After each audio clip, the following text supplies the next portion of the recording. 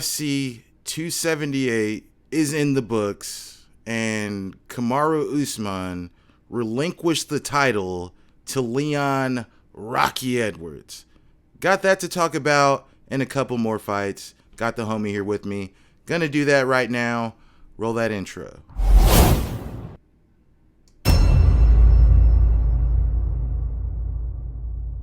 All right, guys, welcome back to Championship Rounds. This is the Champ Chat. Got the homie Originali here with me to break down what we just witnessed tonight. No more than a half an hour ago it concluded. As always, guys, like, share, comment, subscribe. Turn on the notifications so you don't miss a drop. But as always, I like to get right into it. Brandon, let's just jump right into this. I mean, you say what's up to the people, obviously. Say what's up. What's up? It was a great card. Well, you know what? I shouldn't. It was. I wouldn't. I probably shouldn't go that far. But the ending was great, and the co-main event was great. So, what more could you ask for? There you go. There you go. The co-main event definitely had its moments. Let's break down a fight that happened before both of those, and I'm talking about Merab Dvalishvili versus the King of Rio, Jose Aldo Jr. Now, Jose came in hot on I think a 3-fight win streak, trying to make it 4, trying to build his case to get back into the title picture at bantamweight. Merab used his pressure, grappling style to hold and stifle Jose against the cage. And Jose didn't, offer much offense in the later rounds. What was your takeaway from this one, B? Yeah, it's like Aldo didn't really show up. I mean, the crowd was way into him. I was really surprised. When he came out, the roof exploded like Stone Cold had come out. I was really shocked. I mean, they're in Salt Lake City. It's not like they're in, Brazil, where he's from. I mean, it was like a home welcome. So I'm like, okay, he's going to be charged up. They're chanting his name. And it just seemed like there was nothing there. I noticed it mainly in the second round. It seemed like his fatigue started to kick in. He slowed down. He was more flat-footed. I don't know if maybe there was an injury, leading up to this fight, but he looked flat to me, and he didn't offer any kind of offense. And you got someone against the cage ride. He's pushing the pace nonstop, going for takedowns. He didn't land any takedowns, but he sure as hell tried. No, he definitely tried. And if anything else, he definitely controlled the octagon and landed a lot more than Jose was able to provide. Going forward, I mean, Merab is a training partner and a close friend. He even called him a brother of champion Aljamain Sterling. Now, Merab's on a crazy win streak in the weight class. And as Dana White just said at the post-fight press conference, Merab didn't fight like a fighter that wanted to get a title shot. I mean, he beat a dangerous guy on a win streak, a legend in Jose Aldo, and but he did say that he's not fighting Aldo, who is the current champion. But that's not always a permanent state of affairs. My question to you is, what do you think is next for Jose? Coming off of a loss, it's not like he took his gloves off or anything, and Merab, whom is still hot off of the win streak and realized the biggest win of his career tonight. Yeah, I mean, I think obviously he's not retiring. It's not like he got dominated. I wouldn't say he got dominated. It just was a one-sided fight where there really wasn't much output. So, who do you give him another top 10 guy, maybe closer to the 10 range, and maybe see if he can get another win. Because I know he really wants to get another belt, but I just don't see it happening. As for Merab, he did say after the fight he did not want to fight his training partner. He basically said that it was his mentor and made him who he was. So I don't, and what Dana said, I don't really agree with it. Like saying he didn't fight like a champion. The guy pushed the pace nonstop. He didn't let off the gas. He fought his fight. He fought his fight and won. And, sure, he didn't land any big damage, but man, he's going against Aldo. Show him some respect. But, he buried both of those guys at the press conference. And it was that he did. I mean, the bantamweight division is stacked. Merab definitely has, a name in that division now. And he's going to be tough to defeat. I think a better striker, a guy with more left in the tank, could give him some trouble. But if they can't deal with that pressure and that grappling, It's going to be a long night for him, kind of like it was for Jose. And I'll end with this. It's kind of surprising how Jose gassed as early as he did, because he's been primarily a 5-round fighter his whole UFC career. So that was surprising to me. Yeah, that's what I said in the second round. I really noticed it, and it just made me wonder if there was just something, we don't know about in training camp, that he was dealing with. But it could be father time as well. It catches up to every fighter. Well, that's the perfect segue, because we move on to Luke Rockhold taking on Paulo Costa, Borrachinha, or the Eraser as of late. No, not Arnold Schwarzenegger. Again, Paulo Costa gets in there with Luke Rockhold and controls the fight. He was the fresher fighter throughout the fight. I mean, I think Rockhold blew his wad, in the first round, and was pretty much, sloppy and fatigued the rest of the way.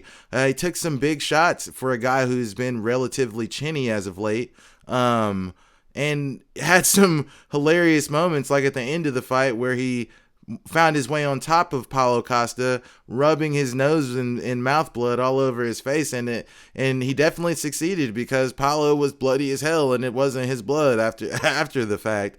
But Rockhold takes off his gloves. He retires. Paulo gets a huge win, a big name. And that was the story of the fight. Brandon, what was your takeaway? This fight, I was really surprised by. Because, one, you got, like you said, Luke Rockhold coming into this fight, who was very chinny. I thought, okay, he's going to get touched a few times and fall, and that's going to be it.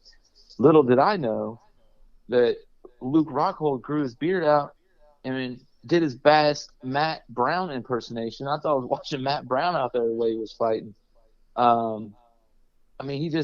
He had a lot of heart, man, and you can't take that away from him. He is a former Strikeforce champion and UFC champion, so I'll give him his props. It was a great fight, very entertaining, like you said. Luke Rockhold, he landed some shots too, and I was some very big surprised. Ones. He landed some great late body shots. 3 in a row, as a matter of fact. It was like I was playing UFC 4. He had a beautiful kick he landed too. It was very technical. Yeah, you're talking about the spinning.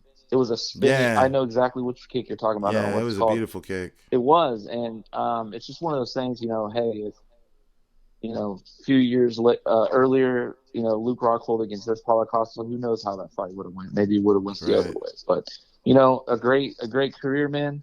And like I said, I was never a Luke Rockhold fan, but after this fight, I really respect the hell out of him. I always respected him. I wasn't the hugest fan either, but I always respected the guy. Let's be honest. Like, he was getting demoed. He didn't have any gas left in the tank, and he didn't Nick Diaz it. He didn't Nick Diaz and Robbie Lawler it. He didn't just say, "All right, I've had enough," because that doesn't fucking happen. And guys that do that, they're not going to be invited back. Nick Diaz is Nick Diaz, so not the case with him probably. But at the end of the day, he left it all out there. He didn't say die, and that's admirable. He ended his career with grit and vigor. So more power to him for that, and I hope the best for him going forward. We're gonna move on to the main event now, guys. Spoiler alert. This show's a recap, so if you came here looking for previews, you're in the wrong place. And new Leon Rocky Edwards in the final minute of the fight, about a minute and 40 seconds left in the fight, lands a head kick to Kamaru Usman and sends his ass straight to the land of wind and ghosts to become the new UFC welterweight champion of the world. He shocks the world. He does the counter strut. What's up, everybody? It's Leon Rocky Edwards here. I've teamed up with Proper 12 to make my proper prediction. You know what I'm picking. I'm going in there to knock out. So let me know your proper prediction and enjoy the fights in Proper number 12. He channels his inner Conor McGregor and also his inner Chris Brown, because he says, "Look at me now." I didn't see this coming, especially how the fight was playing out.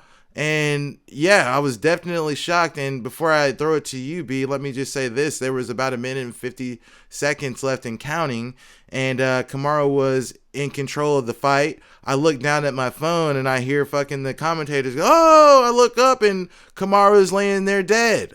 So I had to wait for the replay to actually see what happened, and I'm still in shock here. Like, obviously they're going to do the rematch. I got Kamaru Usman in that rematch all day long, but it was not Kamaru Usman's fight tonight. Anderson Silva's record is not broken, and now I throw it to you, Brandon. How'd you feel about that outcome of the fight, of the main event? It was a crazy fight because, like you said, the first round, Leon Edwards won that round, by the way. He took Definitely. Usman down. And when he did to get that takedown, they didn't talk about it on commentary. But, man, Usman really went back on his knee really awkwardly. Yeah, it I mean, was. it looked nasty. Don't be surprised if he's got some torn ligaments in there and still. But listen, after that first round, Usman came out and showed why he's a champion and why he is a bad motherfucker. Came out, dominated, pushed the pace. They were in between rounds of Leon Edwards. Leon Edwards at one point was hunched over, not even looking at his coaches. Wouldn't even look him in the eyes. Looked like he was a timeout, like my dog when she eats one of my socks. So, I mean, look, this guy was beaten, and to the credit, his corner was great. I don't know who the guy was. I wish I could remember, but he was like, "You gotta stop feeling sorry for yourself and get out there, man." Yeah. You know what I mean? Like, and after it, he did, and like you said, you look down. I did not see that coming, but when he landed, the roof blew off. Not only in that arena in Salt Lake City, but in this house. So much that my girlfriend came downstairs and cussed me out. Oh wow, I've definitely been there, buddy. I turned the surround sound full charged up. I was cranked up.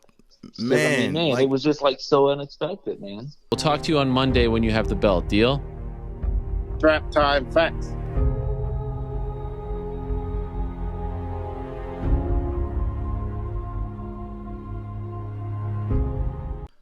Leon's corner was great. Like, whoever that guy was, like, he really gave Leon the inspiration, the motivation that he needed to go out there and you know what I mean, land something devastating. Because and I didn't think it had its effect at first, because when the round started, like, it's not like Leon showed that, hey, I'm getting my ass beat in this fight now. I've won one round, yes, but I've lost three, and I really need to finish this guy. He was still patient and calm and collected. So I thought he was just going, and the commentators were all talking about, I think he's just going to take a moral victory for going the distance and everything. You know what I mean? I was drinking the Kool-Aid to that narrative, and I was wrong. Leon waited for his shot, a la Nathan Diaz, and landed it effectively and ended the show, bro. Like, no matter what happens from here, like, no one can take this away from this man. Like, he is the first guy since Michael Bisping, the Count, to come from the UK and win a title, and he never left the UK. He's still in the UK. Something we can't say about Michael Bisping. But at the end of the day, Leon Edwards etched his name into history and took out Kamaru Usman, and I just think that's the universe making things fair, because we all know, Kamaru Usman is hailed as the pound for pound best fighter on the planet. But who is really the pound for pound best fighter on the planet? Is that a question? Yeah. Well, first, I just want to say one more thing. When it came to Leon Edwards, he had not lost a fight since that first fight in 2015 that they had. Obviously, Usman was undefeated. And like you said, Anderson Silva, he's still the king, and to me, he is the GOAT. I know who you're going to say, but that's, to me, I love Anderson Silva. I love Anderson Silva. But the GOAT is John Jones. John Jones is the pound for pound best fighter in the world right now. Anderson Silva definitely has an argument for all-time GOAT, but I'm saying the GOAT right now of active fighters. I know John hasn't fought in a while, but you can't just take a guy's name off of the top of the list. They tried to do that to Floyd Mayweather, and he'd come back and he'd fight, and they put him back there. So that's what's happening with John right now, if he is to be successful at the heavyweight division. But this ain't the John Jones show. This no, but is I will add that, Go ahead. I'll cut you off, but I do have to put a little button on this one. You talk about active fighters. Well, Anderson Silva's still fighting. and he's getting knockouts. That's just all I got to say about that. Just in a different arena. You're right. Even though he ain't fighting nobody, but you're right. He's at an elevated age, so it's still very impressive to see him continue his illustrious career. Brandon, so that are the 3 fights that we had to cover this evening. With that being said, are you looking forward to the next pay-per-view being Khamzat Chimaev and Nathan Diaz? I mean, of course. I mean, it's Nate Diaz, right? Anytime he's, walking to the octagon, I'm going to be watching, no matter what I'm doing. He's one of my favorite fighters. I'm hoping that they have some press conferences so he can roast this guy a little bit. And Dana White, because that's probably what he's going to do. I mean, it's his last fight. You know what I mean? He obviously wants to go boxing. He wants to go fight Jake Paul. Right. So who knows what kind of bombs we're going to get from the Diaz boys. Well, we'll see. I'm hoping for an entertaining fight. I know a lot of people don't give Nathan much of a shot. I do, if not a very huge one nonetheless. But yeah, that's the show, guys. UFC 278 is in the books. We have a new world champion. On to the next one. And speaking of the next one, like, share, comment, subscribe. And until then, stay frosty.